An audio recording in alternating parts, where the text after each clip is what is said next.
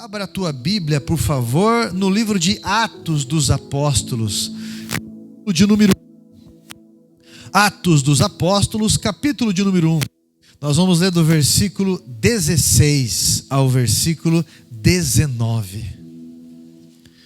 Atos 1, versículo 16 ao versículo 19.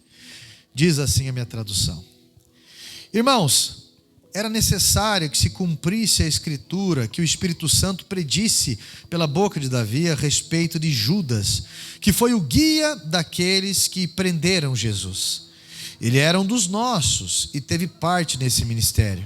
Ora, este homem adquiriu um campo com o preço da iniquidade e, caindo de cabeça, rompeu-se pelo meio e todos os seus intestinos se derramaram. Isto chegou ao conhecimento de todos os moradores de Jerusalém, de maneira que em sua própria língua esse campo era chamado Aceldama, isso é, campo de sangue. Amém? Assente-se, por favor.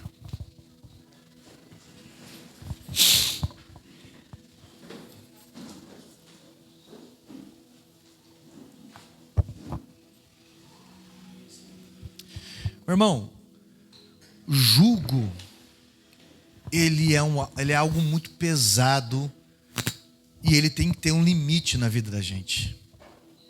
Todos nós temos um tribunal dentro da gente, todos nós.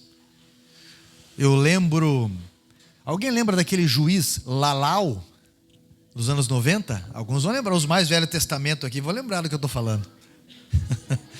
Juiz Lalau roubou e roubou muito. E o que aconteceu? Aquele homem, depois de alguns meses, ele não conseguia colocar a cabeça no travesseiro para ele dormir. Por quê? Consciência pesada de uma série de coisas. Uma série de coisas. Aqueles que presenciaram, que leram os documentários, que assistiram um filme documentário, aqueles que conhecem um pouco de história e viram o julgamento de Nuremberg, da Alemanha, que era o julgamento dos nazistas, viram ali aqueles homens que faziam frente para Adolf Hitler presenciar as filmagens, os horrores que eles mesmos eram responsáveis nos campos de concentração, e viram algumas confissões. Parece que eu era outra pessoa ali. Parece que eu não enxergava essas coisas. Teve um deles, inclusive, o Goering, que era o segundo ali, que cometeu suicídio. Teve outros que cometeram suicídio, mas alguns para realmente não ter o gosto de ser executado. Mas o que eu quero dizer para você com tudo isso é que no nosso coração há um tribunal. E esse tribunal, meu irmão, ele é capaz de consumir com a nossa vida. Aí nós olhamos aqui uma passagem no capítulo 1 do livro de Atos, de Judas Iscariotes, que tinha, como todos nós temos, um tribunal dentro de si. Um tribunal que não deixou ele viver, um tribunal que fez ele ter posturas erradas, baseado num conceito dele. Você já ouviu falar de culpa? Pessoas que não comem direito, pessoas que não dormem direito, pessoas que vivem atormentadas. O passado é como um fantasma, e como disse Davi no Velho Testamento, no Salmo 51, ele fala: o meu pecado está à minha frente a todo momento. E ele se declara ali leproso quando ele fala: me lava com isopo, que é uma erva que se lavava leprosos da época. Ele fala: eu estou podre, me devolve a alegria da salvação. O passado como um fantasma, ele acaba moldando os sentimentos das pessoas. A pessoa ela pode estar num lugar bonito, mas ela desperdiça os horizontes, porque dentro dela há uma escuridão. E por mais que os olhos estejam abertos, a tristeza predomina, sempre achando que não merece, sempre achando que é hipocrisia. Esses tempos atrás eu estudei sobre a questão da bulimia ou anorexia. E desde crianças, eu vi uma criança de 7 anos que não queria comer mais. e tiveram que internar numa clínica especializada nisso. E desde a criança até pessoas mais velhas que estavam com esse problema crônico, perguntavam para eles: por que você não come? E a pessoa respondia: porque eu não mereço. Quem disse para você que você não merece? E a pessoa respondia: a voz. Que voz? A voz. Quem disse que você não merece? Todas essas pessoas eram pessoas boas, mas estavam cativas, convencidas da culpa, em tal ponto que estavam se agredindo. A pessoa que carrega a culpa dentro de si se sente constrangido com alguns benefícios, com um favor recebido, com algum elogio talvez.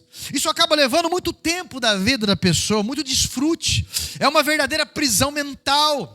Não consegue receber de Deus a salvação, não consegue entender o que é graça, não consegue receber uma cura, porque na cabeça sempre tem que fazer por merecer, sempre intimidado, sempre passando para frente desafios e oportunidades verdadeiramente revolucionárias na sua vida, porque não enxerga a capacidade em si por conta de um jugo pesado. Algumas dessas pessoas têm uma enorme tendência a um vício, porque uma mente pressionada, ela favorece os falsos paraísos, e o vício é exatamente fruto de uma mente aprisionada, pressionada. Principalmente o alcoolismo, tá? Principalmente o alcoolismo. Algumas pessoas que desenvolvem a necessidade de confirmação, outros um transtorno, um toque por ansiedade. Outras pessoas, a mania da beleza. Não tem problema a pessoa se cuidar, não é isso que eu estou falando. Mas algumas pessoas, meu irmão, você está vendo que a pessoa está com 180 anos nas costas, mas está com a síndrome do Peter Pan. E querem tentar esconder isso e acabam virando verdadeiras aberrações. Dá para construir uma outra pessoa com o tanto de pele que tiraram já. E é bonito você envelhecer saudável. É bonito você envelhecer, cuidado.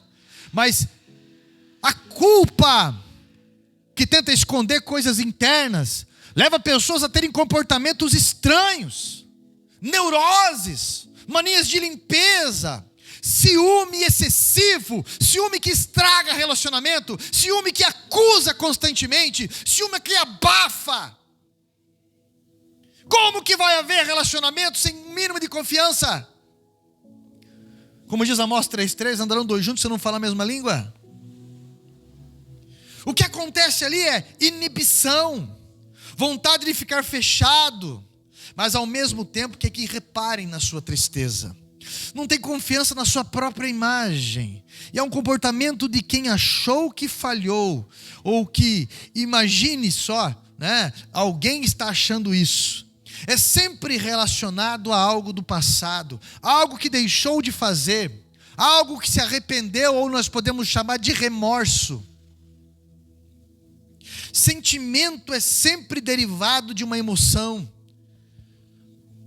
A ansiedade, ela deriva de pensamentos, de possibilidades, do que daria certo, do que pode dar certo, aliás. Então existem aquelas pessoas da família, sabe, parece que sempre querem resolver tudo. Mas não é pelo fato de serem pessoas habilidosas, né? São pessoas, às vezes, que ela tem uma culpa dentro de si, ela sempre quer compensar também. Você precisa policiar o seu comportamento e os seus pensamentos. Se é por necessidade de confirmação em ser útil, por algum desprezo, por alguma culpa, ou se é pelo medo da reprovação. Presta atenção no que eu vou falar. Talvez você está cansado e sobrecarregado, não pelo trabalho do dia a dia, mas por essa demanda de sentimentos que pesa a sua rotina. Não é uma questão de mudança, é uma questão de entrega. E eu quero pontuar alguns aspectos da culpa com você. Por incrível que pareça, estou começando a mensagem, mas ela vai ser rápida. Primeiro ponto, a questão da culpa. Um alerta. Primeiro ponto sobre a culpa. a inexistência da culpa. São os 3 aspectos. Há pessoas que, por repetir as transgressões, elas vão com o tempo cauterizando os seus sentimentos, vão ficando cada vez mais frias. Pratica e repete e pratica o erro e daqui a pouco não sente mais a dor do erro. Não tem mais o constrangimento. Daqui a pouco a pessoa se auto-justifica. Fizeram comigo, fizeram aquilo e tudo mais. Então eu tenho direito. Tem tanta gente pior que eu aí. Eu lembro uma vez que um homem que já tinha perdido tudo. E eu e minha esposa fomos ajudar. E depois de meses ele chegou em casa totalmente alcoolizado. Ele não sabia discernir as coisas direito. Quando ele estava um pouco melhor, eu perguntei para ele assim: você está vendo o que você está fazendo com a tua vida? Ele olhou para mim e falou: Carlos, eu matei alguém? Eu roubei alguém para eu beber? Não, eu fiz com o meu desse jeito. Eu fiz com o meu próprio dinheiro. Que mal eu estou fazendo para as pessoas? E aí justifica. Tem tanta gente que está matando aí pior que eu. Tem tanta gente na igreja que são hipócritas. Mas eu não. Eu pelo menos... Você está entendendo? Tem pessoas que podem ter habilidades para que esse tribunal não pese dentro de si tão forte assim. Mas aí existe a inexistência da culpa. E quando existe a inexistência da culpa, nós chamamos isso de procrastinação. E a procrastinação, ela vai levar a percas às vezes irreparáveis.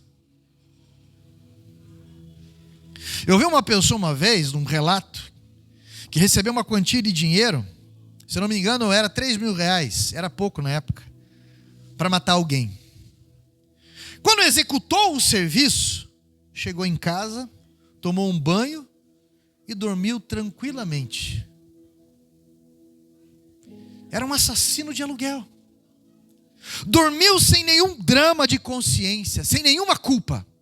Não é que não houve o delito, isso houve. O que não houve foi o sentimento de culpa. O estado dessa pessoa é o pior possível, porque essa pessoa, matar uma barata ou uma pessoa, para ela é a mesma coisa. Ele é um monstro, só que não enxerga assim. Então, a pessoa que não entende ou nega esse tribunal interno, que cauteriza o coração para os níveis coerentes da vida, essa pessoa corre um risco muito sério. Porque quando a consequência vem de uma vez, vem como um choque. E às vezes, mesmo quando a pessoa não escuta, o inferno é algo irrevogável. Segundo ponto, a culpa irreal. A pessoa ela não cometeu o crime. A pessoa ela não cometeu o delito, o pecado, mas ela sente-se culpado, como se tivesse cometido. É muito comum isso em um meio religioso, existirem pessoas legalistas, usos e costumes, uma tendência religiosa, apegado a ritos, e essa pessoa ela consegue ficar, mesmo sem entender, sufocada. Ela não entende por que não pode comer tal alimento tal dia, mas ela faz por medo, ou ele faz por medo, ou carne, ou peixe, ou não sei o quê. Ele ou ela não entende o porquê de uma coisa ou outra. O padrão de cabelo dessa pessoa que tem que ser penteado para o lado direito. Meu irmão, a culpa irreal, onde se impõe, como os fariseus na época de Jesus, um fardo pesadíssimo sobre pessoas ou sobre si. De tal maneira que se as pessoas fizerem determinadas coisas que aquele legalismo pesado proíbe, ela se sente culpado como coisas, às vezes, no dia a dia, coisas banais. Só para você ter uma ideia. A pessoa não consegue curtir em família um churrasco em família, que acha que está pecando. Eu lembro na época que as pessoas escondiam televisão dentro do guarda-roupa. Levando umas condições irreais, sem lógica. Enquanto outros estavam alugando o horário televisivo para pregar o evangelho. Então essas pessoas, elas carregam em si um comportamento de culpado. talvez uma tradição familiar, talvez um misticismo.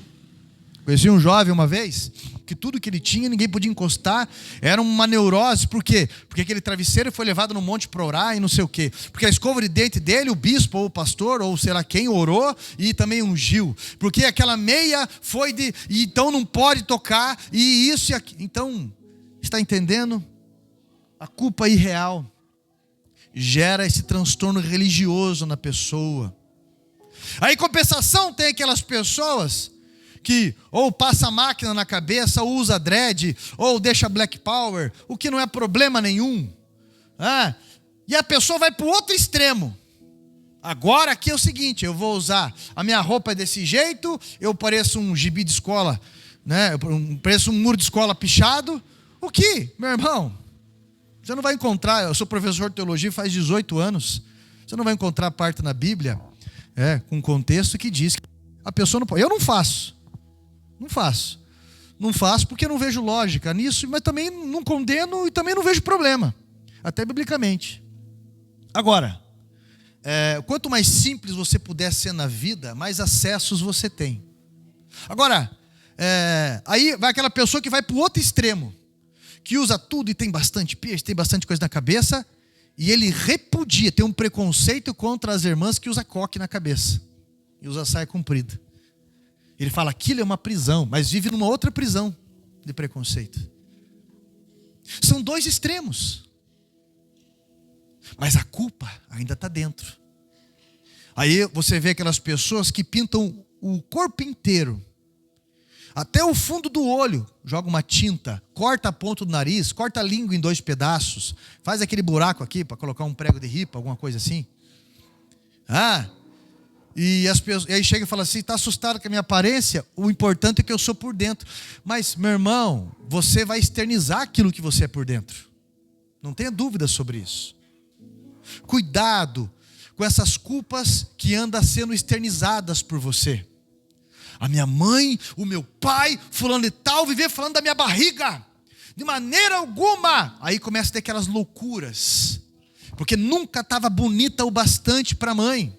A mãe criticava tudo, nunca estava respondendo algumas coisas, por conta dessa culpa. Se eu comer um doce, eu me sinto culpada. E aí? Não consegue nem curtir a natureza. Deus não vai cobrar isso, meu irmão. É a culpa irreal. Agora existe a culpa real. A culpa real é aquela que a pessoa cometeu um erro, uma transgressão, um pecado, se sente culpado, culpada, e eu afirmo que é necessário essa culpa. Porque num cristão o pecado ele gera dor. Porque se eu cometo um erro e não sinto tristeza por ele, não vai existir possibilidade de arrependimento. Não vai existir confissão do erro, não vai existir mudança de postura, de atitude, e eu tiro a vida de outra pessoa e eu me sinto feliz, saciado, está errado.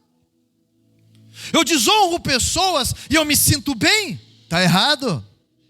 Eu roubo alguém e eu me sinto satisfeito, dizendo que o roubo tem uma lógica, como essa deputada falou esses tempos atrás aí. O capitalismo fez eu desejar o bem do outro, e por isso eu roubei o bem do outro. Então tem uma certa lógica. Que absurdo isso, não é? Porque esse tipo de ideologia veio para criar o caos, e quem governa o caos é Satanás. Então, é necessário a culpa como uma dor que nos faz identificar uma desordem. Tristeza que faz nos entender um caminho de dores, que não está legal, que não vai ser legal. E a palavra de Deus, ela é um livro que apresenta uma conclusão de vida do comportamento de pessoas. E você que caminha com um sentimento de culpa e se identifica com algo que foi dito aqui, eu quero apresentar para você uma direção. Porque existe aquela pessoa que não sente culpa nenhuma de nada. Existem as culpas irreais, que na verdade é a ignorância apenas. Né? Ignorância apenas. E existe a culpa real. Porque sentimento de culpa que não tem saída se transforma em uma prisão escura e tenebrosa. E muitas pessoas tiram a própria vida, como Judas tirou, porque se sentem culpadas. Principalmente por questões morais. Judas, ele foi um homem que se aprisionou pela culpa. Ele não enxergou nada além da sua dor. Nada. E uma falsa honra tomou conta das suas principiantes atitudes. Esses tempos atrás eu vi um pregador fazendo uma profunda comparação que eu achei interessante. Perguntaram para ele: se você pudesse voltar nos tempos bíblicos,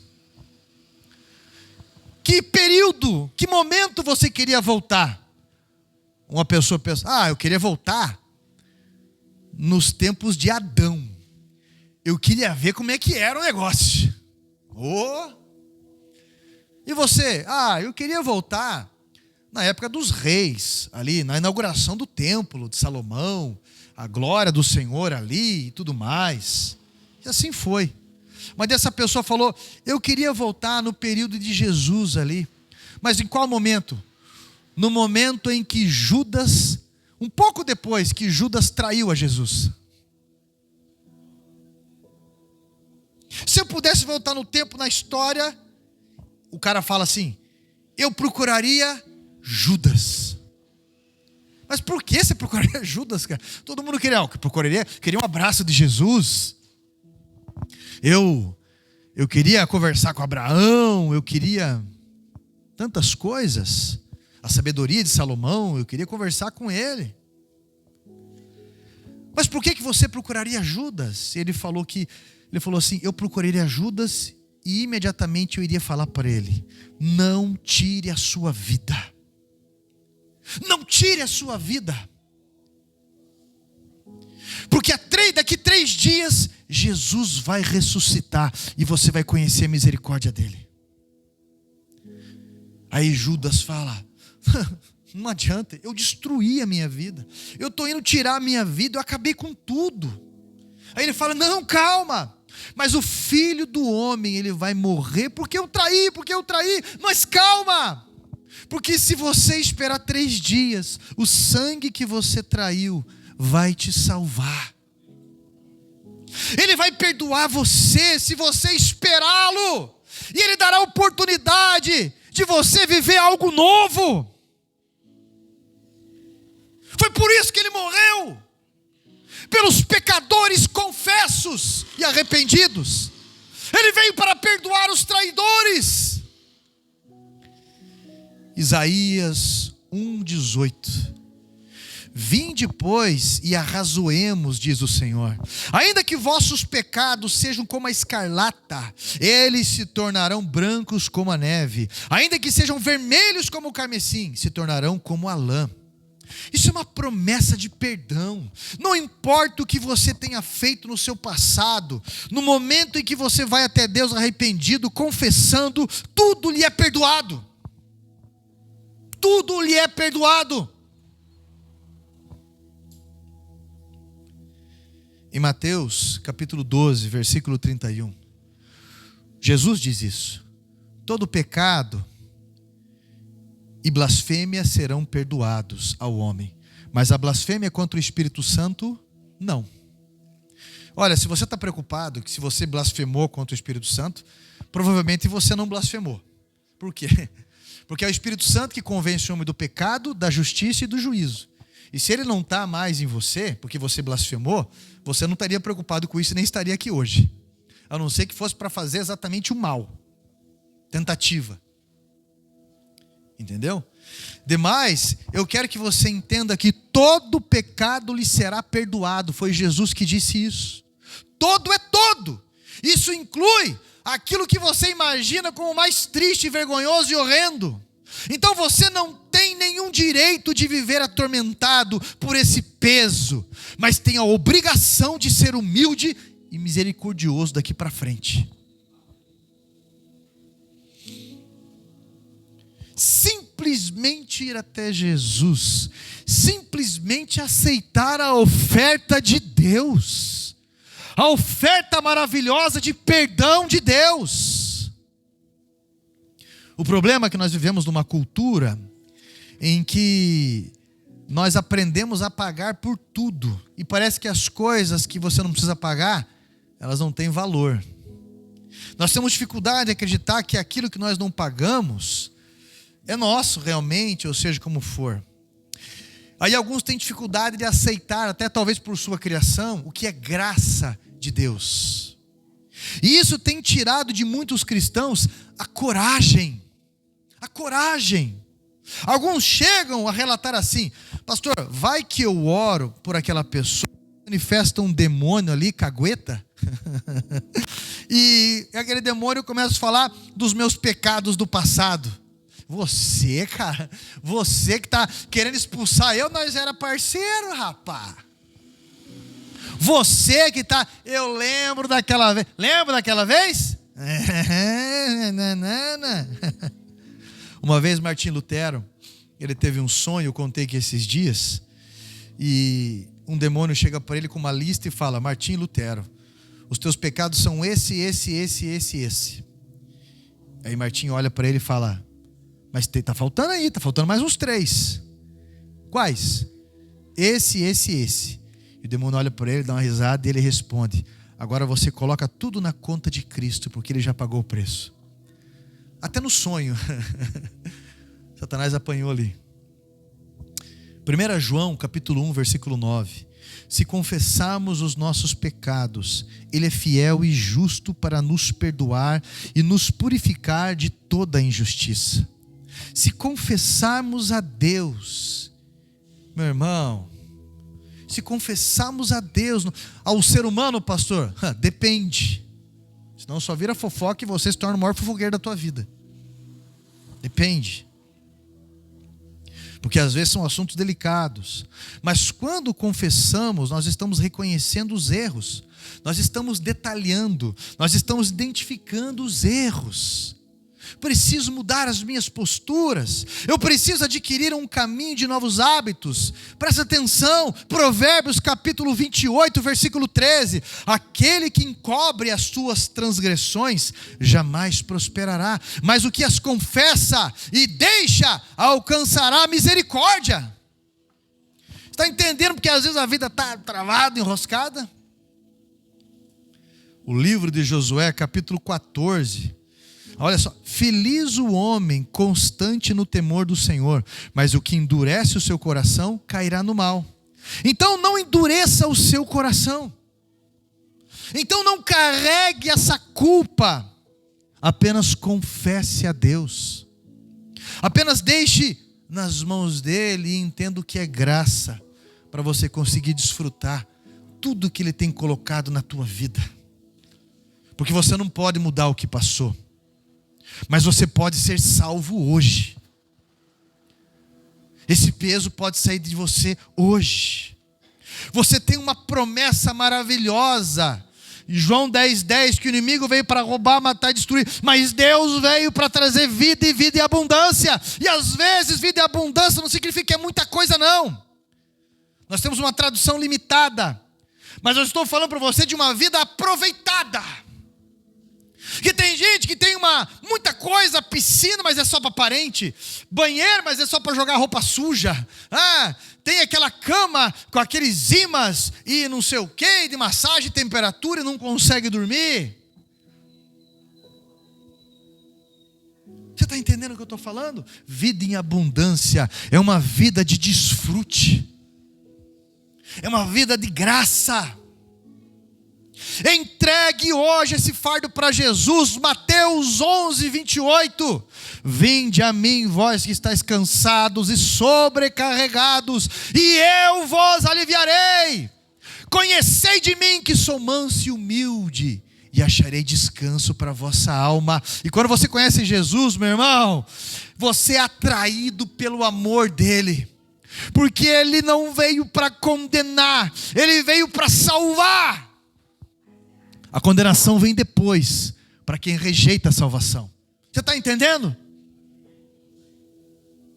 Uma vez um jovem de posses, um jovem que a Bíblia relaciona ele como jovem rico, Ele olha o comportamento de Jesus pegando criança no colo. Ele olha o comportamento leve de Cristo.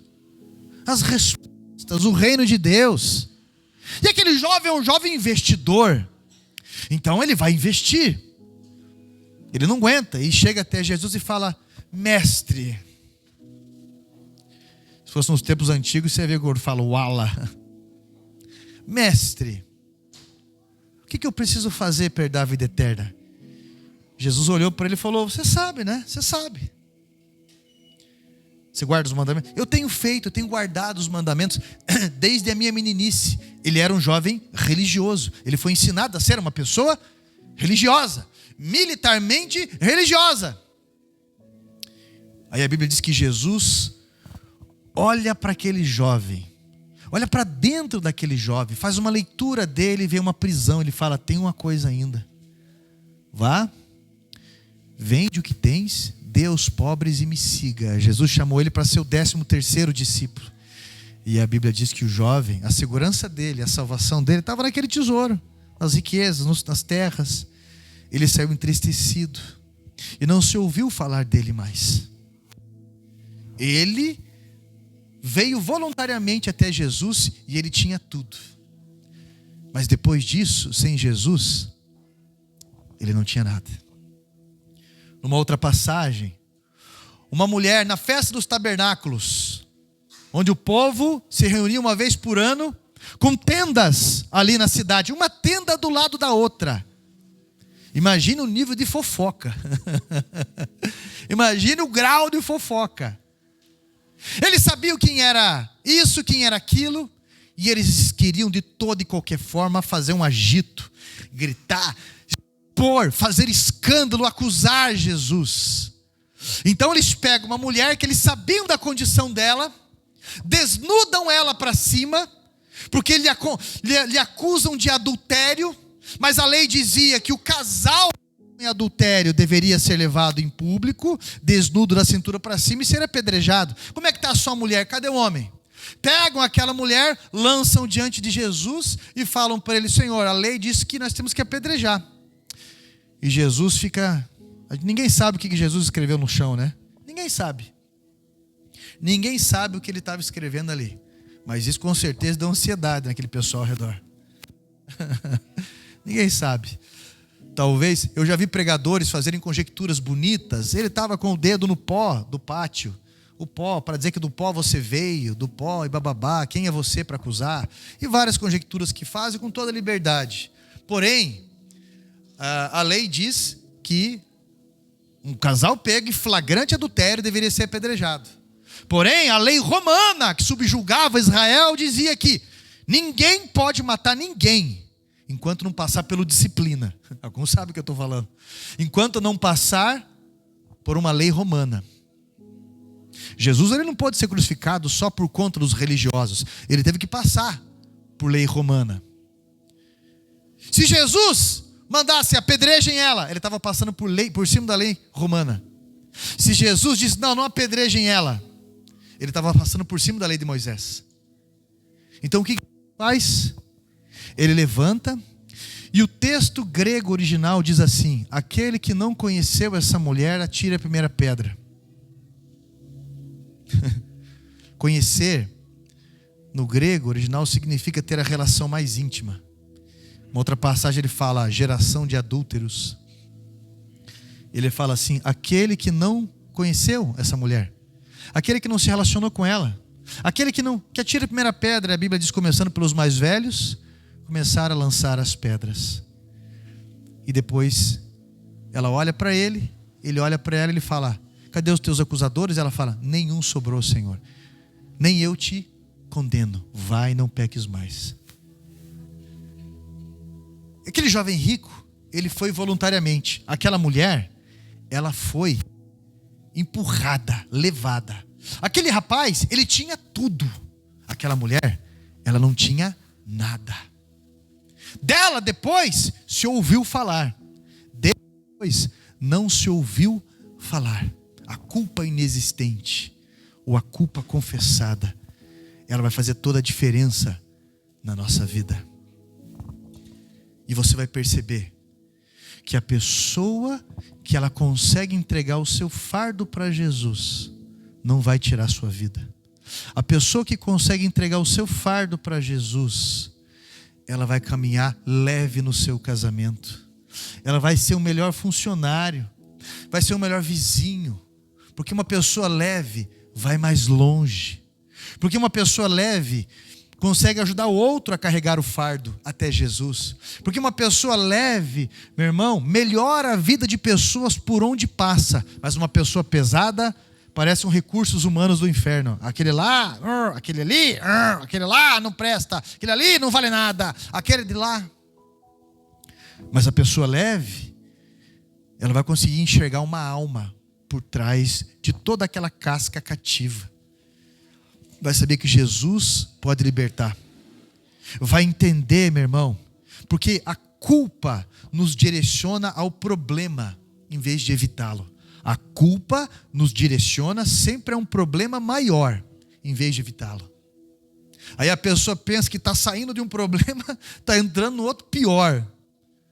Mas no momento parece ser a melhor saída. Aí Jesus descreve como remendo novo em tecido velho. Quando se lava o tecido velho, ele está velho. Mas quando se lava o tecido novo, que é o remendo, ele encolhe. O tecido velho não vai ter resistência e vai romper. Isso é, o buraco vai ficar maior depois. Esse tipo de atitude, esse tipo de coisa, esse tipo de escolha. Hoje, eu preciso que você entenda o significado da Páscoa. Eu preciso que você entenda o significado da paixão de Cristo. Eu preciso que você entenda o significado da morte de Jesus. Jesus, ele não foi crucificado para Satanás. Ele foi crucificado justificando o meu e o teu pecado para Deus. Da ira de Deus.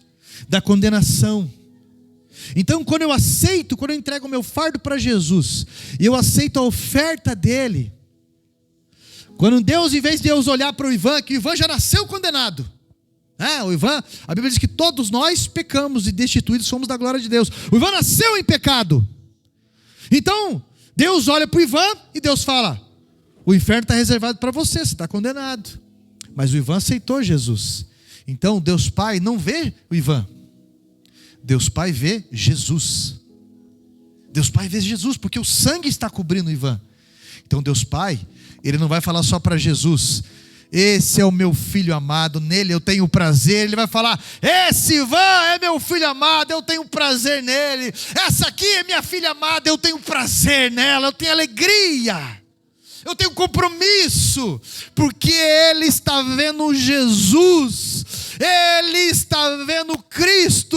E no Velho Testamento, quando se passava o sangue do Cordeiro na porta, o anjo da morte, o anjo que executa o juízo de Deus, ele passava direto. Por quê? Porque ali havia uma justificação. Se eu quero me defender, meu irmão, eu não vou conseguir. Mas se eu tenho um advogado fiel para me dos erros que eu confessei e mudei, meu irmão, pode ter certeza, o Cordeiro tira o pecado do mundo, ele está para nos salvar, ele está para nos dar avanço, ele está, meu irmão, formando um exército, um corpo que ajuda outras pessoas a entenderem isso, outras pessoas a serem libertas disso e ajudarem outras pessoas ainda. Isso nós chamamos de reino de Deus. E Jesus falou: o reino de Deus está dentro de você. E aquele que crê em mim, do seu interior fluirão rios de água. E as pessoas que escutam esse evangelho de salvação, porque a Bíblia não é um livro que quer apresentar a existência de Deus. A Bíblia é um livro que apresenta um plano de salvação. Aonde o homem caiu, as tentativas do homem de se reerguer, o próprio Deus mostrando a insuficiência do homem e vindo resgatar o homem, pagando o próprio preço. O próprio preço.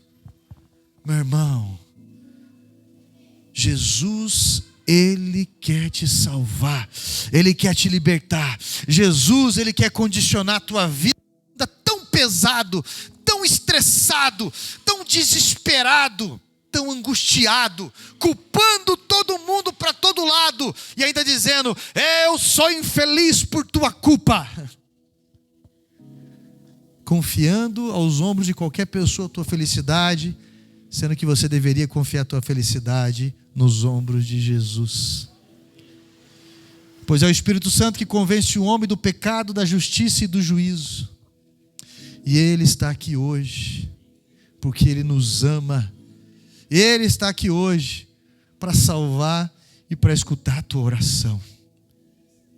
Por que você está tão pesado assim? Entregue esse fardo pesado e conheça Jesus. E você vai encontrar descanso para a sua alma. Porque quando você conhece a Jesus, você descobre que Ele é leal, que Ele é fiel, que Ele é companheiro, que Ele nunca abandonou ninguém. E que não há causa perdida para Ele. Que Ele chega no meio do caos e que haja luz. E Ele coloca as coisas no lugar direito de novo. E como é para fazer? Que não existe fim para Deus. Porque todo aquele que vai até Jesus, existe um novo começo. E Ele reconfigura a tua vida. A glória da segunda casa é maior do que da primeira. Ele está falando do próprio Jesus. Hoje, se você pudesse mudar alguma coisa da tua vida, o que você mudaria? Se você pudesse voltar a um período para ajudar alguém, o que você faria? Mas hoje o Espírito Santo está aqui para ajudar você a mudar alguma coisa, a reconstruir alguma coisa. E agora você vai entender o porquê que eu dei esse título aqui. Aguenta mais um pouco, porque o sangue de Jesus tem poder. Aguenta mais um pouco, porque o sangue de Jesus, Ele cobre, Ele justifica, Ele liberta, Ele traz cura, Ele santifica, Ele dignifica. A religiosidade humana sufoca, culpa, condena, cansa. Mas a libertação de Cristo é doce. E qual que é a batalha que um cristão enfrenta? A batalha que um cristão enfrenta, a religiosidade que um cristão enfrenta é exatamente o que Cristo enfrentou na época dele. A única classe que Cristo repreendeu foi a dos religiosos. Ah, você quer ser cristão? Então agora é o seguinte, a partir de hoje o teu terno tem que ser azul somente, tá? Só pode usar terno social, mas não pode ser, o teu sapato não pode ser brilhante, entendeu? A partir de hoje você vai usar certos termos, misericórdia, miseriqueima, que mais? Tá ligado? Sei lá, você vai usar certos termos agora, para você vai ter o teu linguajar crente, você é evangélico e tal, e você só pode identificar crente com essas características. Só pode usar roupa cinza, ou você só pode ter o cabelo assim, ou você só pode isso, ou você só pode aquilo. Pastor Rogério costuma falar algo interessante: você não sai de uma escravidão para entrar em outra escravidão. Se Cristo verdadeiramente te libertar, verdadeiramente sereis livres. Conheça a palavra de Deus. Conheça para você não confundir liberdade com libertinagem. Conheça a palavra de Deus para você ser livre de verdade, para você ser liberto de verdade e para você ajudar outras pessoas a carregarem o fardo e levarem até Jesus. Mas hoje Ele está chamando você para entregar o fardo a Ele.